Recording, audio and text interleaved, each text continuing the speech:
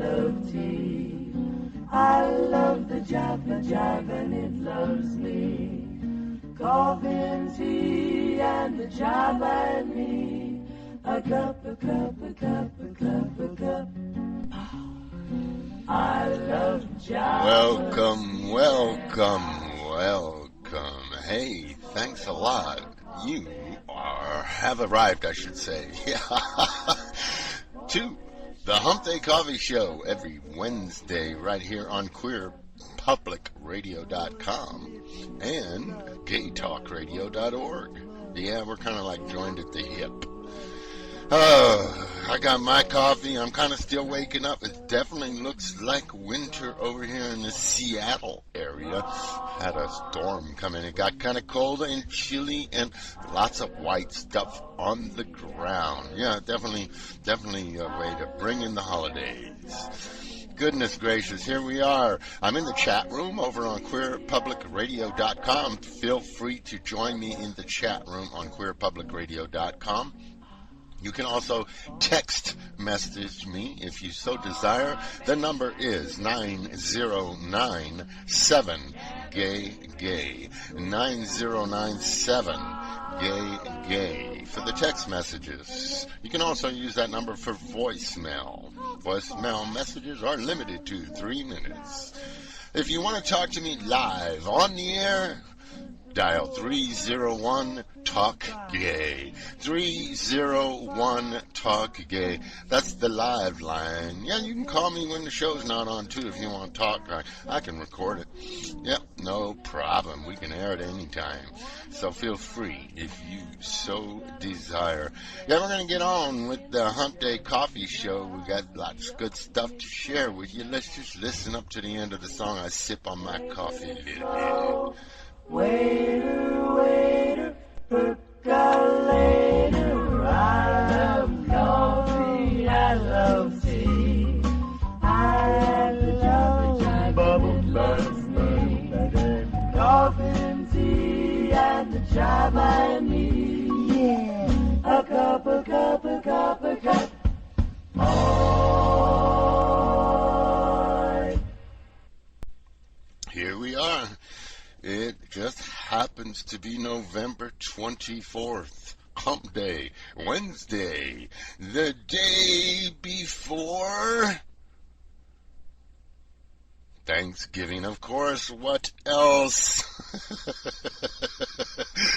You were thinking I was going to say something else? Not moi. Oh. It's so nice to be here with you folks. It really is. I'm telling you, I missed you. I did. Gotta have some coffee, man. That coffee's good for you. Yeah, I think it's good for you. Today is an awesome day. I'm excited. Just an interesting thing. You know, I watched Angels in America not too long ago, and there's a poignant part. I mean, the whole thing is awesome. The whole thing is awesome because we have to remember that this Angels in America was made back in 1985. So there's this one of the person that Al Pacino plays in it is named Roy Cohn, Cohn. And you know, if you've actually seen Angels in America, in case you didn't know it, that's a real person. And he was instrumental in you know, the Jewish woman that he had convicted as a spy and actually put to death.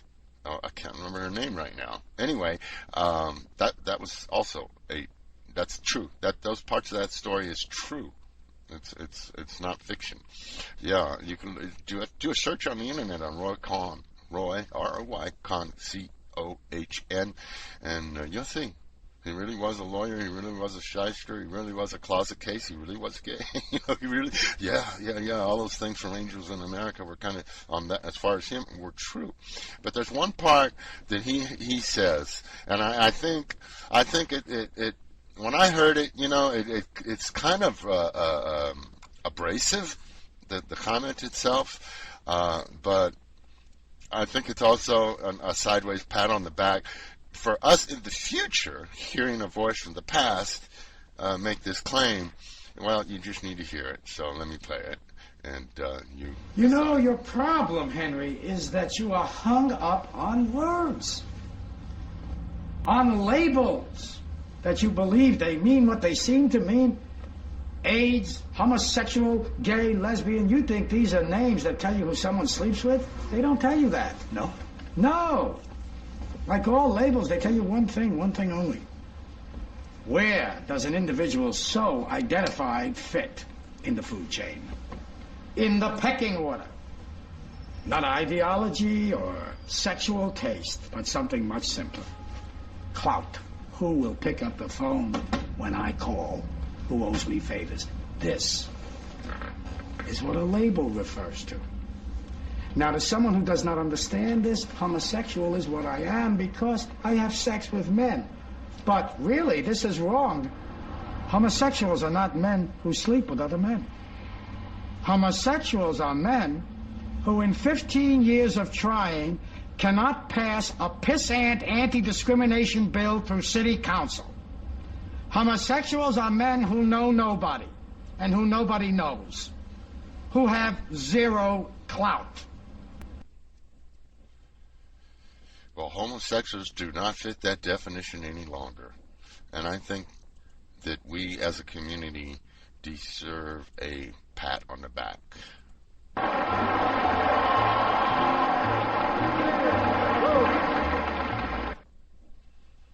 Yeah. So anyway, yeah, I know you can. I'm different that way. I could take something like that, which is like, you could turn it around, people. It's all in perception. You got to turn things around sometimes, and I think that's a very poignant turning point right there. Yeah, something that we can all be proud of. Because somewhere along the line, someone. Us, obviously, woke up, some of us.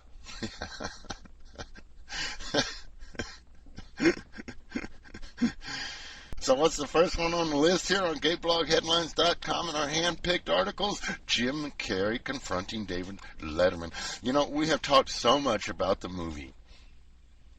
This movie that Jim Carrey made, I Love You, Phillip Morris, which has... You know, we've been hearing about it for a couple years now, and, you know, it finally ended up being released overseas, but not here in the United States. And it's been off and on, and we've been hearing all these things about money issues and this and that. And I don't know, personally, I can't, I believe that it's the gay component of the movie, because here you go. Wow, does that sound lovely? Beautiful. I'm so lonesome I can cry. Yeah. DJ Thomas. Fantastic. Great, man. I want to talk about this movie, which I saw this afternoon. What a film this is. What a performance. I don't think, I know for a fact, I've never seen you better in a movie than this one. You must be very pleased with the film. I am very pleased. Yeah, it's you know, it's some risky material and some fun things, but it really is, there's a lot of talk about the gay thing, but it really is a story about an extraordinary Based on character, a true story. Yeah. Genius individual who's in solitary confinement for 144 years at this moment for non-violent crimes. So, you know, will that ever change? Is there a chance that he'll get out? Is this? Well, I think anything is possible. You know? Yeah. You didn't get to meet the guy then, did you, when you were... I didn't get to, actually, I was not allowed to go up to the prison at first, so Stephen McVicker, the gentleman who wrote the book, did a lot of interviewing for me, and I listened to the tapes and kind of like got my idea of what... I have this weird concept of people that we all start out with a speck of dust in the center of us, like an oyster or something. That's like a mistaken belief in ourselves, and we form a character or a personality around that. Yeah. The bigger the personality, the dirtier the dust.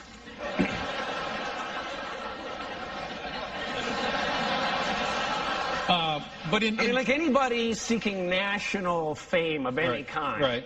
Whew, dirty. Corrupt. Yeah, corrupt. From the beginning. Just completely off base about themselves. Just worthless in their own minds.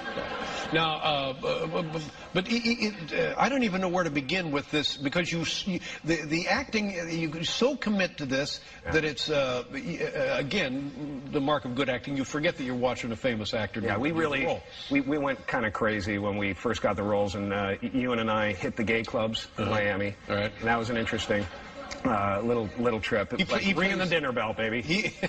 Ringing the dinner bell. He plays the guy that you meet in prison. Yes, he plays my love interest, the man that I fall in love with, and whom Stephen Russell escaped for 3 or 4 times. Right. And all in very interesting and you know. But your character, your portrayal, very likable guy.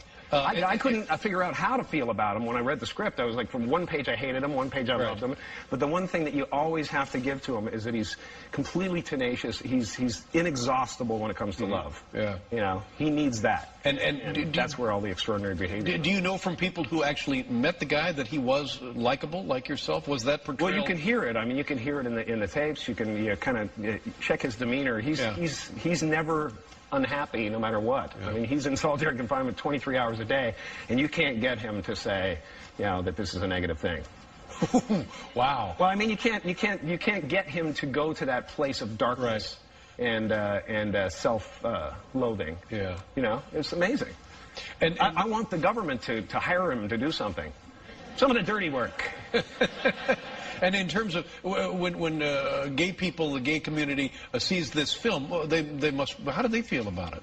I think it's been really well received so far. I think it's been, you know, people have really loved it, and it embraces everybody. And it's not just about that; it's about this extraordinary con man. Right. Everybody loves a good con man story. So I think it's great. And you know, things stick with you too when you play these roles. You know, like you know, every role, you know, has a little shadow that follows you around afterwards, you know, or a little trick or a piece of business that you learn from it. Right. And what do you take from this role? Well, as an example, let me take a moment and address you with my eyes. Paul, do you have some music? Yeah. Gaga. What do I do? I just... There's you there. Yeah. Yeah.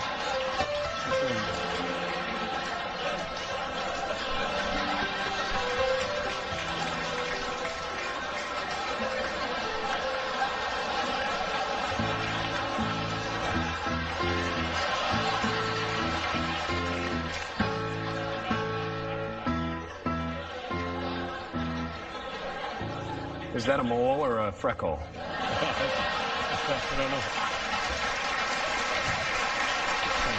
I'd get that looked at. Yeah. I'd get that looked at.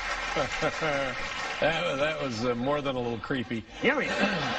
Yeah. But and in terms of a leading man, heterosexual, playing a homosexual, do homosexuals say, well, that should have been a homosexual? Or do you worry about your image as a heterosexual leading man playing a homosexual? Boy, we haven't grown at all, have we? No. We haven't grown at all. No, I don't think we have. We're still children in the schoolyard. I mean, honestly. I mean, no offense, Dave, for God's sakes. Have you ever seen a gay man? Well, yeah, I mean, sure, yeah. Yeah? Yeah. Are there gay people in Indiana? Yes, well, yeah. Is it okay to be gay there? Yes, what I'm it's fine. asking. Yes, it's okay. Not a policy against I gay have no people there or policy. here. No, I have no policy at all. I'm just asking. All right. What seems like a fairly routine question. Yeah. Well, I think it's okay. Yeah. Whatever people want to do, it doesn't matter to me. Yeah. Well, I'm fine. That's good. Yeah.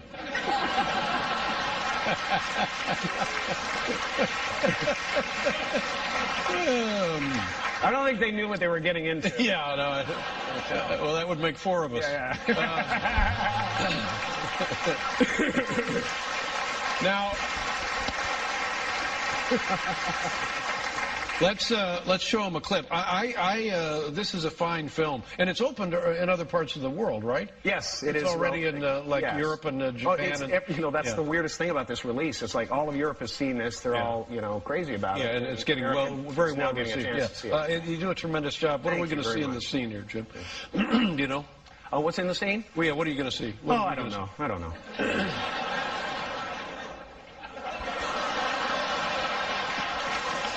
I was going to stay over here. Yeah, all right. We'll roll it and then we'll chat about it afterwards. You know, I had a job, but it was nowhere near good enough for living as high on the gay hog as I wanted to. US 1, right? Finest in the land. And for a guy without a college education, my options were limited.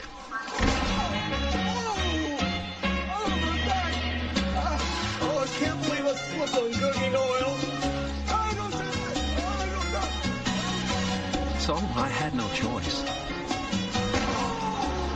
I became a con man. There you go. That's it. I love you, Phillip Morris.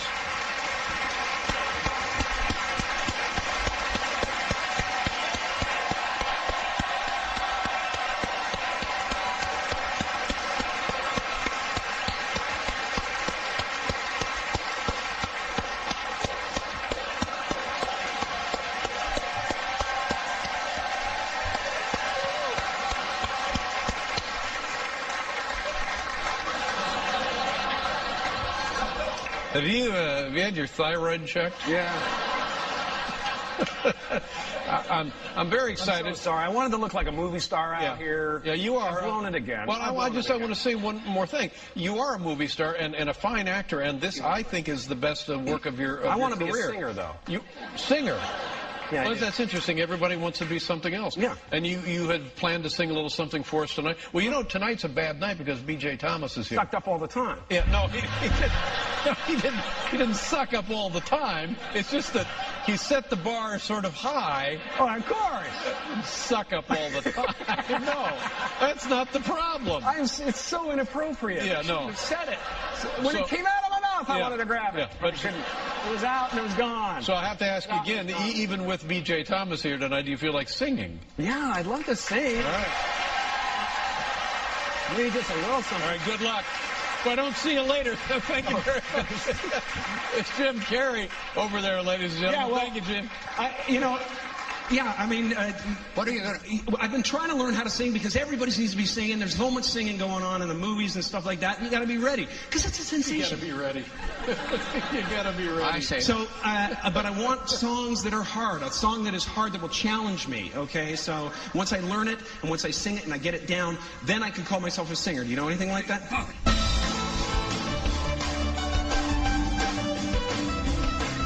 Say after me. I don't know what to say, I'll say it anyway. Today's another day to find you shying away. I'll be coming for your love, okay? Take on me. Take me.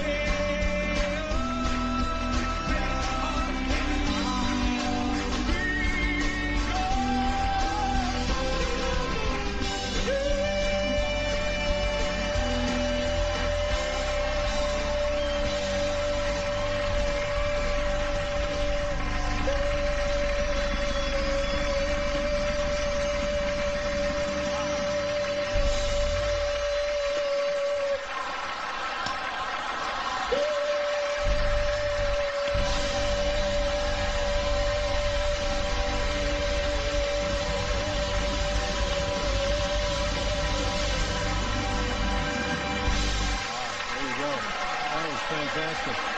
Jim Carrey, ladies and gentlemen. The movie. Pretty funny. Pretty funny guy, that Jim Carrey. But I like the part, you know, where he kind of... Well, they don't have gays in Indiana there, Dave. You kind of put Dave on the spot. Dave got kind of defensive. I thought that was hilarious. Yeah.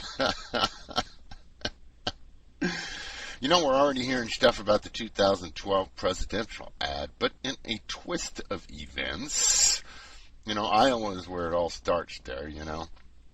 Fred Karger, a gentleman who just happens to be a gay Republican, has aired the first 2012 presidential ad in Iowa. In 2008, Iowans launched Barack Obama to the presidency of the United States. Thank you, Iowa. And we just witnessed another dramatic change in Des Moines and in Washington. It's clear tonight who the winners really are. Here we go again. When they say, yes, we can, we say, oh, no, you don't. The party is over. I'm concerned that the partisan rancor is only going to continue and get in the way of our country's progress. I learned from my mentor, Ronald Reagan, the importance of getting along.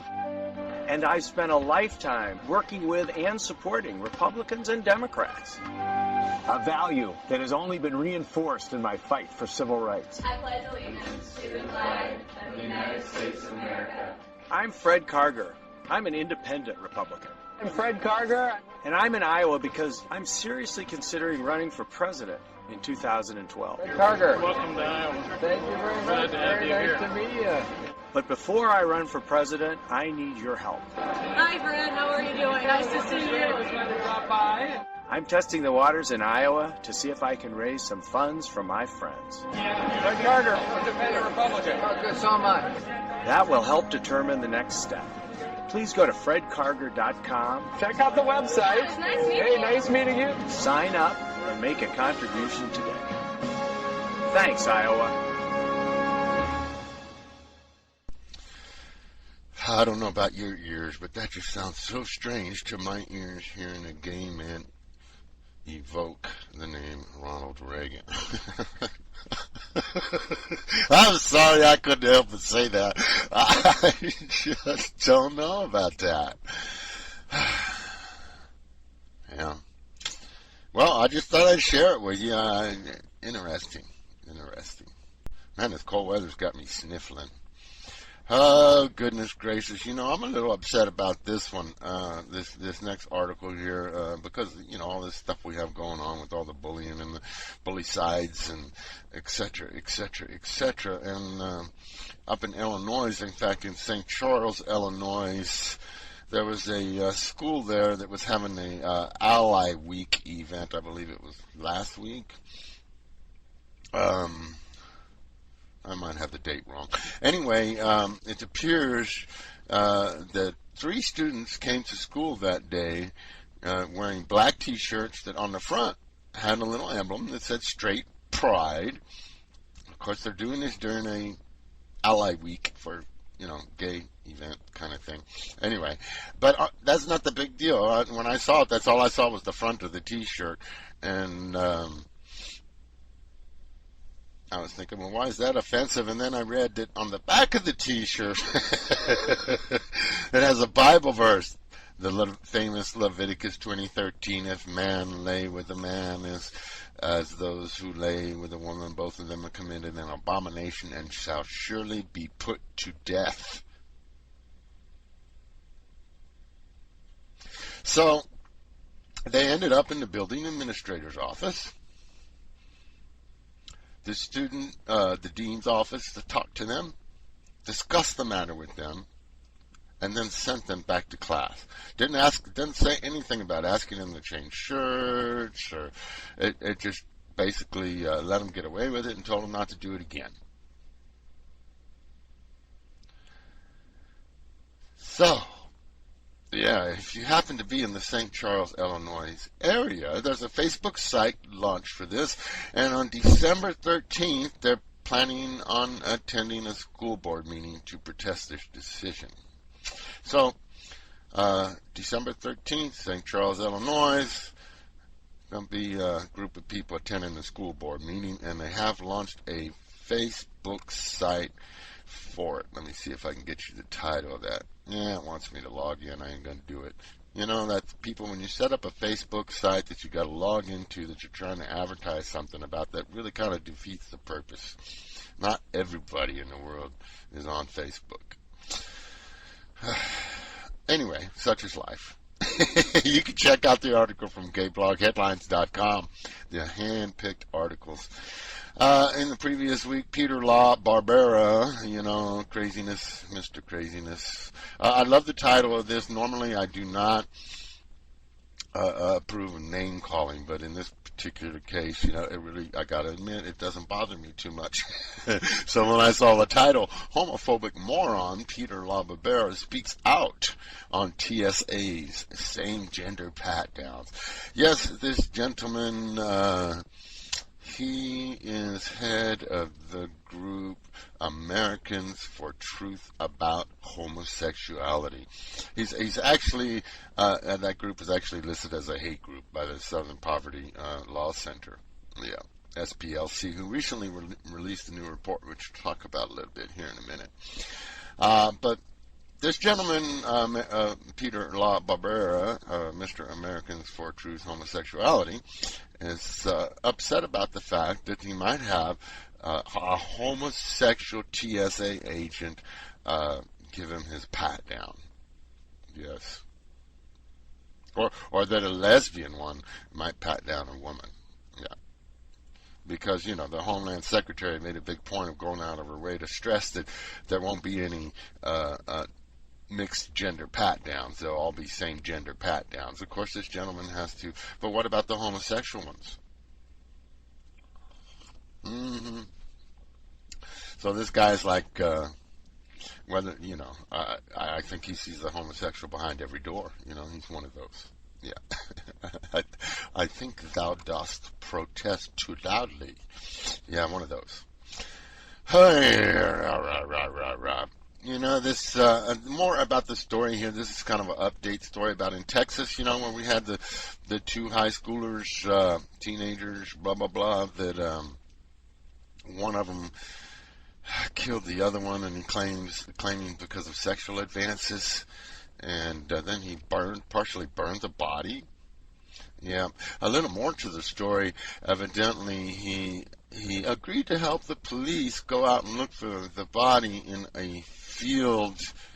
What happened, evidently, when the police were investigating, because they found this gentleman took the truck of the guy he killed, and he also threw the backpack and the guy's shoes in a dumpster in a local store pretty close to the field where the body was. And when the police were checking that out, the vehicle was left abandoned there in the parking lot, and they were checking out the area and blah, blah, blah, you know, and that's why they found the stuff in the dumpster, et cetera, et cetera, et cetera. And they saw the young man hanging out around the area, and they went to question him, and he gave them false information about his identity, and they became suspicious when they discovered that, and they arrested him, and then evidently somehow, some way, he ended up assisting them, the young man. Ended up assisting them in the search, but while they were going over a fence, he tried to grab one of the deputies, or officers, I should say, weapons, and everything turned from that point. Yeah. So I thought that was an interesting part, that the young man tried to grab the officer's weapon. So he's so far, he's been charged with failure to identify, and this is the same one. Remember that the victim's uncle said he wasn't gay. Yeah. So a little bit more coming out about this story. I was shocked to see in this next article where, yes, I was. A Texas school board has adopted an LGBT inclusive anti-bullying policy. The Texas School Board? This is the one we were just hearing about not too long ago, about the books they were restricting from the school libraries, etc., etc., etc. Now they were trying to rewrite history, and etc., etc., etc. You know. So, you know, I think we're going to hear more of these kind of things because of the fact that, you know, the government has now stepped up to the plate and said, hey, this is part of that Article 9 thing, folks, you know. LGBT community members are included in those protections. In other words, there's a federal law that says you have to. Yeah. So, you know, I'm waiting to see. I'm waiting because, you know, sooner or later, a school is going to be made an example of. Yeah. Sooner or later. I am going to play you one little clip here because this is one of my pet peeve kind of topics, is the separation of church and state. And this last week was the anniversary, a 47-year anniversary of when John Fitzgerald Kennedy, JFK, was shot and murdered. And they had a little clip over here on David Badash's site, you know, the New Civil Rights Movement. He's a great guy. David is a wonderful activist, very, very busy man. He had a little tidbit of the speech that he made, JFK made, on the separation of church and state. I believe in an America where the separation of church and state is absolute, where no Catholic prelate would tell the president, should he be Catholic, how to act, and no Protestant minister would tell his parishioners for whom to vote, where no church or church school is granted any public funds or political preference, and where no man is denied public office merely because his religion differs from the president who might appoint him or the people who might elect him. I believe in an America that is officially neither Catholic, Protestant, nor Jewish, where no public official either requests or accepts instructions on public policy from the Pope, the National Council of Churches, or any other ecclesiastical source, where no religious body seeks to impose its will, directly or indirectly, upon the general populace or the public acts of its officials, and where religious liberty is so indivisible that an act against one church is treated as an act against all.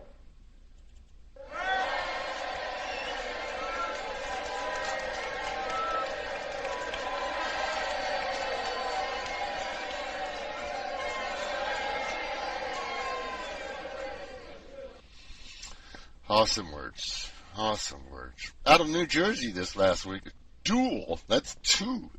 Count them, 1, 2. Dual New Jersey anti-bullying bills passed almost unanimously. Yeah. Pretty awesome stuff. The group responsible, the Garden State Equality, as reported that the Anti-Bullying Bill of Rights, a bill they have been working on for over a year, even before the tragic death of Tyler Clementi, has passed the Senate 30-0 and the House 72-1, and is on its way to the governor's desk. Cool. I guess we'll see what happens. It's the most sweeping anti-bullying legislation in America. Yep. I think it's going to be a good deal. It might, you know, like I said, we're going to be hearing more about this kind of stuff, and I think it's important, you know? Very important. Just a quick little mention. The San Francisco LGBT Center is receiving a $100,000 grant from AT&T. Mm-hmm.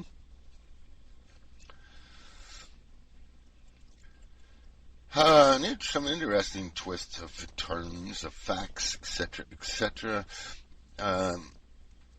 There's a school principal up in the Washington, D.C. area. It's the Shaw Middle School at Garnett-Patterson. He was 42 years old, and his name was Brian Betts, and he was killed on April 15th. One man charged in the murder of the local principal, Brian Betts there, got 40 years in prison yesterday. Other men were involved in it, and they have yet to be sentenced. But celebrity attorney Gloria Allred has come on board as the family attorney. She's urging the Department of Justice to investigate the case as a hate crime under the newly signed Matthew Shepard / James Byrd Jr. Act. Because the principal just happened to be a gay man. And great, and we're of course, everyone's happy, that the one person has been found guilty and sentenced to 40 years. But I don't know. It's if it has a hate crime enhancement to it that's being ignored, it shouldn't be, right? Enough said. We've heard a lot about the pat downs and the porno scanners in the airports, and with the season coming up and everything. And I saw some pictures. I actually got from Fire Dog Lake or Fire God Lake. Goodness, I can't remember their name now. But I get an email from them, and they actually had a picture of the email where they showed those scanners are something else, man. It's like the person standing there naked in front of you. I'm like, wow. It's very, when they said invasive, that's kind of an understatement if you ask me. I mean, it was invasive seems like an understatement for sure. Anyway, and then so if you don't get the scanner thing, which, even the pilots are being told. Pilots of the airplanes were told by the pilots union not to undergo those due to the possibility of the extreme radiation and, an overdose of radiation. Harmful. That's been kind of been bantered here and there talk about that. A government agency says they're safe. Other people looking into it say they're not. I don't know. It would seem to me that, even X-ray technicians got to wear those little detector things, so if they get exposed to too much, that little detector will change colors or whatever. I mean, it would seem to me if someone's going to be a frequent flyer, they're getting exposed to a little dosage every time, they ought to wear one of them little badges, and when they, it's going to change color, then they'll know. Just get one of them little badges from somebody that's in X-ray work, at a hospital. And when it changes colors or whatever, hello, because it seems to me if someone's a frequent flyer, yeah, okay, enough said. But in a whole other aspect to this, let's talk about transgender people for a moment. Just imagine a pre-op transgender person. Stop and think about that a minute. Yeah. There's an article on it if you want to read it. It's I just thought I'd mention it because it opens up a whole different can of worms. Kind of sad there on that point because imagine the embarrassment, and the issues that and the snickering and everybody's.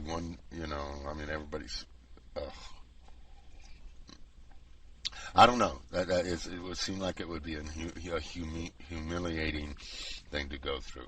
So, I'm sure some people out there in that position would opt not to fly. Yeah. Florida, Orange County in Florida has approved anti-discrimination rules for gays. Yeah. They have finally joined the ranks of most other urban areas in Florida. They voted 6-1 to expand anti-discrimination protections for gay people in the private sector. Coolness. About time. There's an interesting little article. The Brooklyn churches, first ladies. Yeah, they're leading an anti-HIV campaign. They got a beautiful picture of it's evidently a preacher's wife. They're saying those that attend the church in some of these churches that someone would discuss in certain cases the power of the preacher's wives could be comparable to the power of the First Lady and the President of the United States in certain situations. So they're making these fans, these little, where you can fan your face, little circular disc with a little lollipop stick looking thing on it, and they're putting the pictures of the first ladies of the churches on them. And it's a campaign, to help fight HIV/AIDS. I think that's pretty cool. One of the First Lady's said that she hopes the campaign will help battle the stigma around HIV infection, which disproportionately affects people of color. She states the Centers for Disease Control and Prevention report said 1 black person out of every 22 in the United States will be diagnosed with HIV in their lifetime. She says, hopes that their fans will be a wake-up call. Well, sounds like a good thing. You never know. You know, we heard in the news not too long ago that how the court that told the United States government that they had to reinstate the military nurse, Witt, I believe was her name,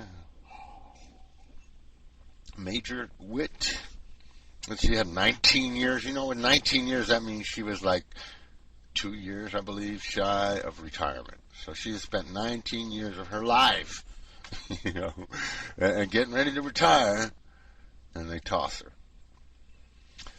Well, and you know, interesting enough, we heard in recent news, you know, that the Pentagon has the report ready, which shocked. I had to admit I was wrong on that. I said that there probably wouldn't even be a report ready by December 1st, and here they had it ready early. So I take my words back. I eat my words. I apologize, and I guess that means I got to play the "I am so sorry" clip, and because I am.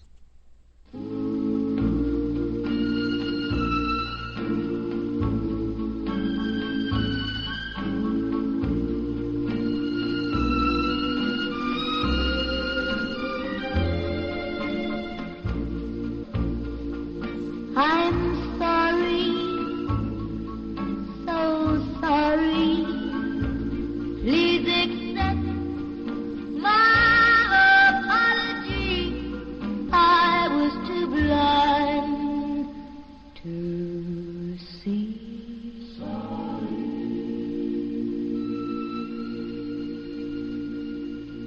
Yes, so I profusely apologize.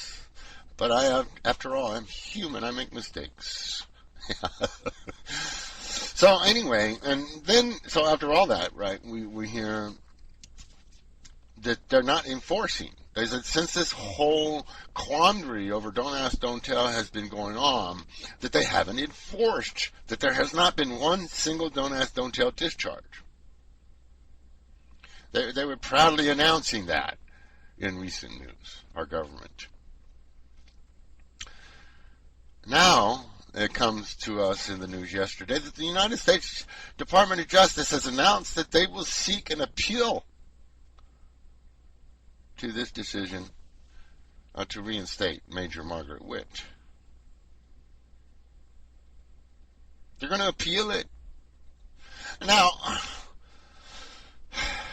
enough said.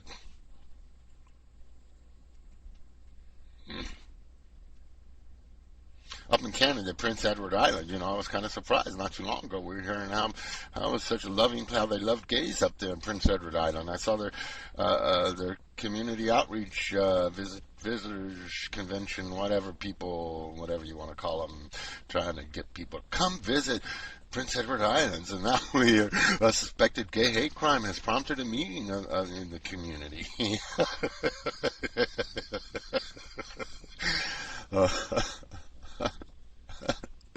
Just thought I'd mention that. Okay, here we go down. There's a couple little articles here I got now specifically from the SPLC, the Southern Poverty Law Center. You know, they've been in existence since 1971 and kind of tracking hate in America. And that's they're lawyers and they help people out. They actually go and represent people in legal cases and stuff sometimes. But for a while now, they've been kind of keeping track of hate groups and departmentalizing them, of course. And one of the groups that they have in its own little category and department drawer, whatever, flyer, flag, anti-gay hate groups. And they have a little article where they talk about, there's 18 basically groups, and 13 of those groups are classified now. Currently, they're fixing to release 5. There was 8. They're adding 5 more. Now there's going to be 13 that are actually classified as anti-gay hate groups in the United States. I'll give you those in a little bit. But there's 18 total groups. In other words, 5 of them aren't classified as hate groups, but they're 18 total groups that actually are kind of like the backbone of the whole anti-gay movement.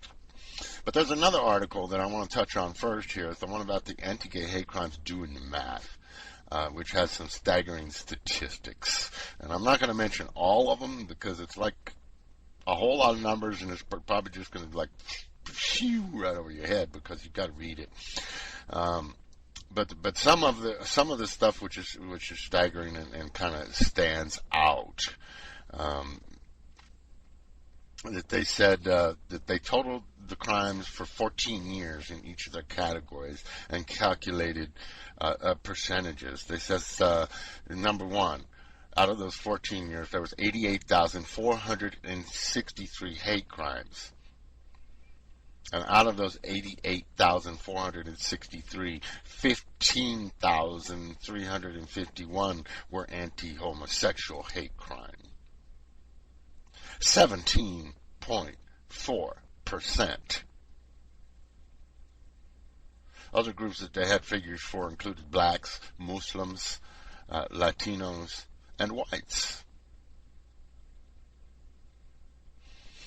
Interesting enough, when they start doing all the number crunching, etc., etc., etc., gays are almost 42 times more likely than whites to suffer to be a victim of a hate crime. Yeah. 42 times.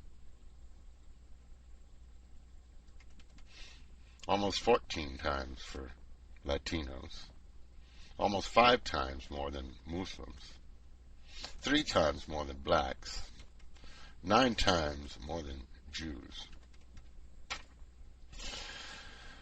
I'm sorry, 2.5 times more than Jews. Yeah, so we're number 1. Aren't we lucky? Yeah. Anyway, interesting article there. Anti-gay hate crimes doing the math. It's under the hand-picked articles on Gay Blog headlines. But let's list the 18 groups that they got, that they say is the backbone after their years and years of study. One group is called the Abiding Truth Ministries in Springfield, Massachusetts. Yep. Another one called the American Family Association. Yeah, Donald E. Wildman is the one that formed that one. I believe it's been taken over by his son Tim now. Americans for Truth About Homosexuality. We just heard about the Peter a little bit ago. American Vision. Yeah, so I've been cranking away since 1986. The Chalcedon Foundation in Vallecito, California.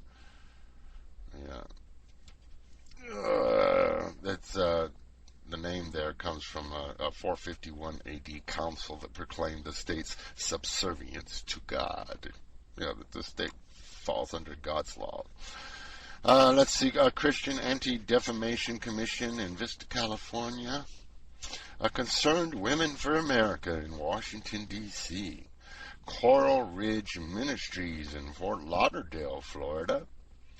The Dove World Outreach Center in Gainesville, Florida. The one most famous for wanting to burn the Korans, which he didn't do. Faithful World Baptist Church in Tempe, Arizona. The Family Research Council in Washington, D.C., which they do a lot of huffing and puffing. The Family Research Institute in Colorado Springs, Colorado. Heterosexuals organized for a moral environment in Downers Grove, Illinois, called HOME, Isn't that interesting? Oh, tricky little name like that.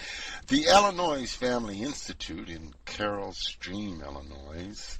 The Liberty Council in Orlando, Florida. And a group called Mass Resistance in Massachusetts. The National Organization for Marriage, based out of Princeton, New Jersey. A Traditional Values Coalition in Anaheim, California. So, just a quick rundown. I thought you might want to know, in case, if you ever hear the names again, you'll know where they're coming from. We have to do a little It Gets Better section here, and this is from the wonderful people. I was shocked. I was pleased. Made my eyes well up. Oh, my goodness, this was so awesome. From the people that work for the awesome company we all know as Pixar. The employees of Pixar got a little message for us. A whole lot of them. Hi, my name is Darla, and I'm a producer here at Pixar Animation Studios. Pixar is made up of just a crazy combination of people. There's mad scientists and dancers and animators and just all kinds of unique individuals. And most of those unique individuals weren't the most popular in high school and junior high. They just weren't. It's just the way it works. Thank goodness we hung around and found each other and created this familial tribe of people that's created this unprecedented team that makes movie magic. And so because of that, because of where we all came from, we wanted to share a message of hope with all of you. I knew at a young age that I was very different. I started out as sort of a tomboy, and I liked to play with the boys, and I liked to play with boy things. I walked wrong, I talked wrong, I wasn't interested in the right things. I love show tunes. I brought my sister's doll to show and tell. I remember just feeling not sure how to do it. I was able to kind of compartmentalize being gay. I always felt like if I don't want this hard enough, maybe it'll go away. It was sort of all I could do just to keep it under wraps, keep it hidden. One day I was at the dinner table and I was kind of just joking and I made this gesture and my brother said, dude, that's really gay. And I was like, no, it's not. And then my parents were like, yeah, it's kind of gay. I really was faced with this idea that I was really going to be in trouble. I felt like if I was a lesbian, my father wouldn't love me anymore. So I had a choice to make. Would I be true to myself, or would I live a life of lies? I couldn't be myself and show as much of myself as I could. There's a sense of invisibility when you're gay because you don't want to step out. You don't want to show too much. Not everybody is Kurt on Glee. All of my friends from my Catholic elementary school got to go to an all-girls Catholic high school. But my mother wouldn't let me go. She wanted me to go to a public school so that I'd be around boys. The name of the game, I guess, was to fit in. So I acted tough and I put on a show. Every time I would go on the field or on the court, I always felt ostracized from the rest of the team. All of the people in the stands were like, dyke and lesbo and get off the field. I got harassed verbally and physically. They'd call me faggot and push me around. It escalated to be pretty violent, not only inside the campus of the school, but outside. I was completely scared and confused. I thought that being gay meant being alone and being isolated and constantly living in fear. It got to a point where I was just so scared of everything and of everyone that I wouldn't actually talk to anyone. And that was a very, very terrifying and just really, really sad feeling. I didn't want to be alone. I didn't know what to do. I didn't know how to make sense out of the world. I felt full of self-hatred. I started getting these thoughts that if I'm not around, no one would really miss me, no one would really care. Someone interrupted me from jumping off the roof of my dorm. I am so grateful to that person today because things got so much better and I wouldn't have known it if they hadn't stopped me. I would have missed so much of my life. I would have missed an entire future that was genuine. I would have missed an authentic way of living. And making your own friends for the first time. Making art, discovering new music.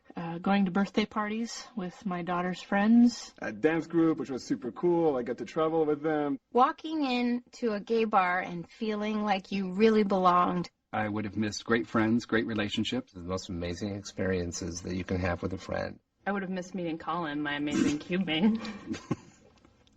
I would have missed my nieces being born, who are the cutest things ever. Finding my dream job, finding my dream city, finding my dream partner. The first time I ever got to dance with my boyfriend in public. Meeting the love of my life. Meeting my wife. Getting to experience what that kind of relationship is like. I don't think I'd be as close to my family now. I wouldn't have, seen my mother come around. When my mom and I talked about it, I felt this huge sense of relief. You feel it. You're not just saying it inside your head. You're actually feeling it right here. That blew me away. Coming out was just like the beginning. My life was the kind of life I didn't even know was an option. I finally started thinking about what being gay was going to be for me. I just started by realizing that I had to love myself first. And it took a lot. I think it just took time. I found a new me, and it was the right me this time. I started to find that I wasn't alone, and my situation was not that different. I started to meet people who gave me so much acceptance and love. People that I would have completely missed out on had it not been for the fact that I was gay. I got to get married to the love of my life. We just made 6 years last week, and we have a cat, and we have a lovely little one-bedroom place that is ours, and I get to walk up those 9 steps and open the door and know that he's home, and I get to kiss him and hug him when I walk in the door, and that brings me so much joy. It's been one of the biggest blessings of my life. I've met such wonderful people. It's made me such a stronger person to be gay, and there's nothing I would do to change that now. Don't let anyone tell you you're less than zero just because you're gay. There are lots of people out here who care about you and want to see you live. So please stay strong and stay in it. It gets better. Tell yourself over and over again that you're okay, because you are. And know that no matter how hard things can seem, that you're connected to everybody else going through that same thing. You will find your place, and it will get better. I promise. I can definitely tell you, and I didn't believe it. I didn't think it would ever get better. But it really, really does get better. Focus on the future. Don't focus on the problems that you're going through right now. Focus on the greatness of your life that it's going to become. Find someone, anyone that you can confide in, that you think will support you and help you and love you unconditionally. And if that person is not helpful, then drop them immediately and go to another person. Know that somewhere out there you can make a connection with someone else who feels just like you do, or similar to how you do, and wants you around, and wants to give you a big hug and tell you that everything's all right and that it does get better. If I could just come through the screen right now and just give you a big hug and tell you it gets better, I would totally do that. I promise you that it not only gets better, but it's so much more than you could possibly imagine. It is so beautiful, the things that life has waiting for you. It will get better. It gets better. It gets better. It gets better. It gets better. It gets better. It gets really better.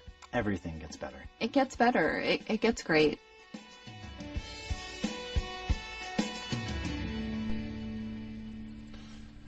Awesomeness. Don't forget, folks, thetrevorproject.org.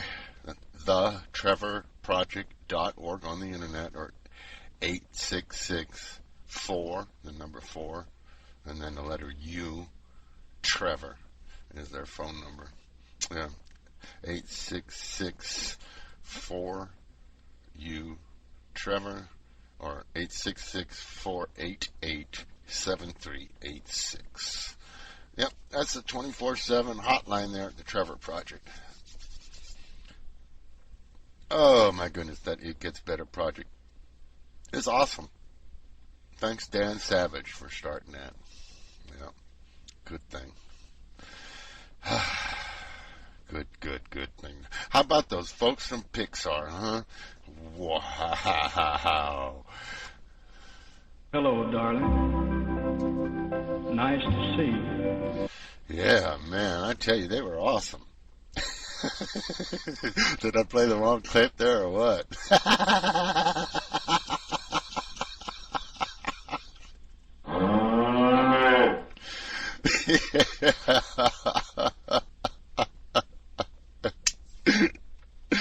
Oh, we're having fun now. Well, I don't know if you are, but I am. We heard in the last week a lot of news about the Miss Palin's little daughters saying some really nasty homophobic comments on, was it Twitter? I believe it was Twitter. And then, we had a couple of us had a little tit for tat on Twitter about it because, the apology came out.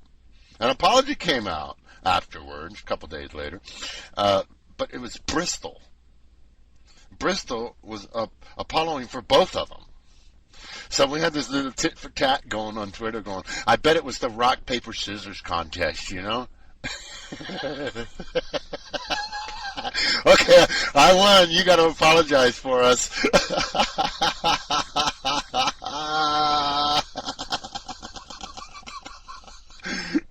I don't know. I thought it was funny.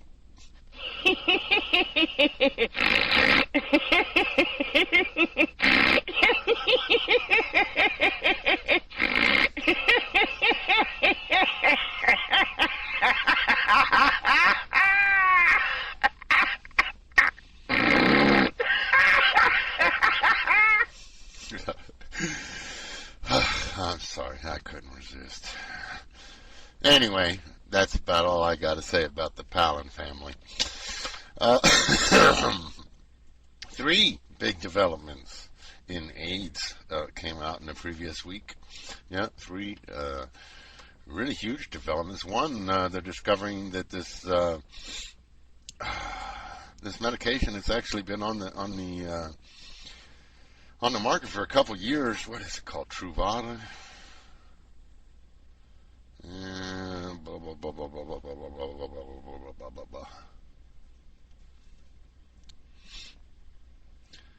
Yeah, Truvada. And that they actually did a study saying if people took a regular regimen of this pill, that it substantially reduced their chances of getting infected with HIV. That they actually did a study with some in a high risk group, and they're saying they had a placebo group and all this kind of stuff, and they're saying of the group that took the medicine regularly, like they were instructed to, because they said many of them didn't, of the ones that did, as evidently nobody followed the regimen to the letter, from the way the report sounds. Because it basically says the ones that were closest to it, following the regimen, reduced their risk by 92%. That's pretty amazing. So that they're doing more studies on it, and then that's a pretty cool stuff. And a United Nations report said that new cases of HIV had dropped nearly 20% over the last decade worldwide. I'm sorry, people living with HIV now, not new cases. So the numbers dropping. I don't know if that's there's 2 ways we could take that, isn't there?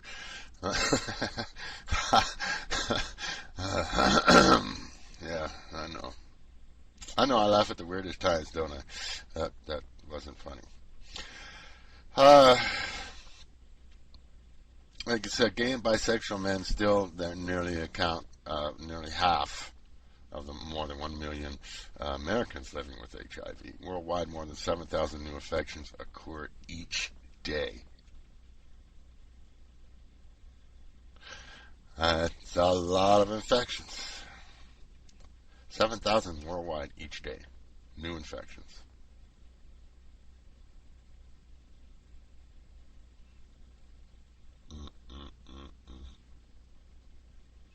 That's almost as many people getting newly infected with HIV as how many babies are born. Because wasn't it too long ago we learned that, I guess it's really not that close, huh? Because isn't there like 8,000 seconds in a day or something? I'd have to do the math. But, You know, that's a little less than 1 a second if that's the way it goes. I could have my numbers off, though, because babies, I think it was, 5 babies a second in the world are born? Yeah. Goodness gracious. What else do we got here? This was a weird story. In Canada, there's this legal thing going on right now. This woman got drunk, evidently plastered, was placed in a jail cell, and evidently there was this other woman in the jail cell, and these two women, while in the holding cell or jail cell or whatever, I'm thinking it was a holding cell, started having sex. Interesting, and another little tidbit to the story was the fact that there was, what was it, 4 Royal Canadian Mounted Police officers that were watching from closed-circuit TV. Yeah, 4 of them. 3 employees of the city of Kamloops, and these 4 RCMPs, so 7 total, were watching the encounter over closed-circuit TV cameras.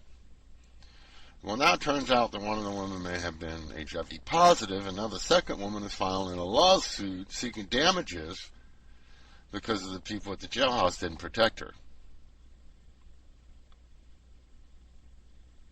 Doesn't say whether she came out positive or not. Just, I guess, the trauma that she's now having to endure because of it, you know, because she's got to wait to see how the blood tests come out for the next 6 months or whatever. Interesting little story. You know, the article kind of says, you know, hey, you know, you got drunk and you had jail sex, and that's your own fault. You shouldn't have been drunk. You shouldn't have had sex, and blah, blah, blah. But, you know, once you're in custody of police, you know, once you're under the umbrella of, even like if you're in a hospital, you know, I don't know.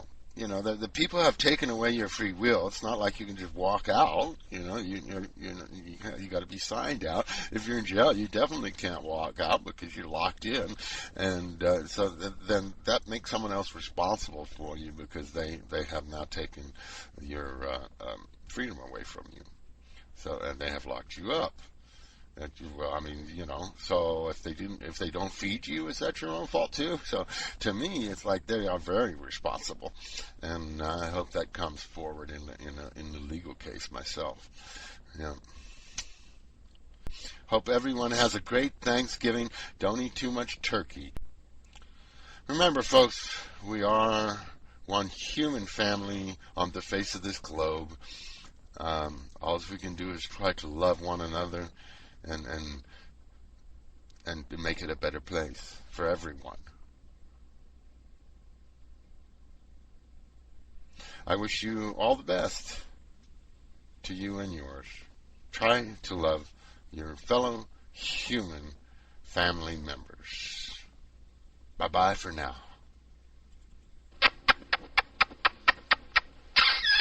I love you, and you, and you. Oh, and you too. And don't forget him. I love her, and him, and her, and him, and him, and her. I love you all. Adios. Have a nice trip. Bon voyage. Farewell to thee.